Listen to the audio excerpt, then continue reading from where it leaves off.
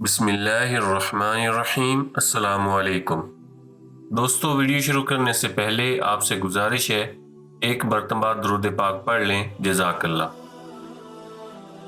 ایک گدھا درخت سے بندھا ہوا تھا، شیطان آیا اور اسے کھول دیا۔ گدھا کھیتوں کی طرف بھاگا اور کھڑی فصل کو تباہ کرنے لگا۔ جب کسان کی بیوی نے یہ دیکھا تو اس نے غصے میں گدھے کو مار ڈالا۔ گدھے کی لاش دیکھ کر گدھے کا مالک بہت غصے میں آ گیا اور اس نے کسان کی بیوی کو گولی مار دی۔ کسان اپنی بیوی کی موت سے اتنا مشتعل ہوا کہ اس نے گدھے کے مالک کو گولی مار دی۔ جب گدھے کے مالک کی بیوی نے اپنے شوہر کی موت کی خبر سنی تو غصے میں اس نے اپنے بیٹوں کو حکم دیا کہ وہ کسان کا گھر جلا دے۔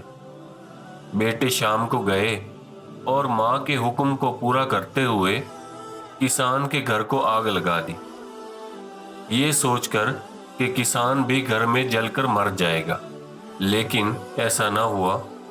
کسان واپس آیا اور گدھے کے مالک کے تینوں بیٹوں اور بیوی کو قتل کر دیا، اور اس کے بعد کسان نے توبہ کر لی اور شیطان کو کوسنے لگا۔ شیطان نے ناراض ہوتے ہوئے کہا کہ میں نے تو کچھ بھی نہیں کیا، صرف گدھے کی رسی کھولی تھی، لیکن سب نے رد عمل ظاہر کیا۔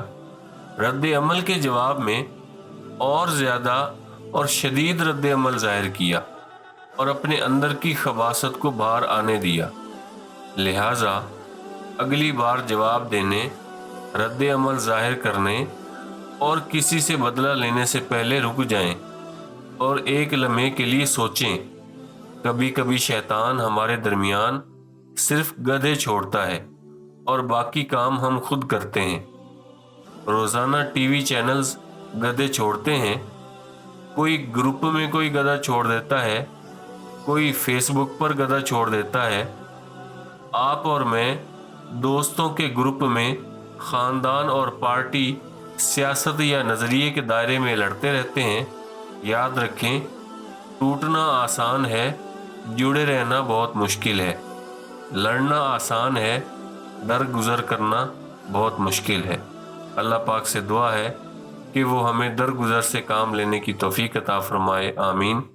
دوستو، اگر آپ کو یہ ویڈیو پسند آئی ہے تو اسے لائک اور شیئر ضرور کر دیں، اور اگر آپ نے ابھی تک ہمارے چینل نصیحت کو سبسکرائب نہیں کیا تو سبسکرائب کر لیں، جزاک اللہ۔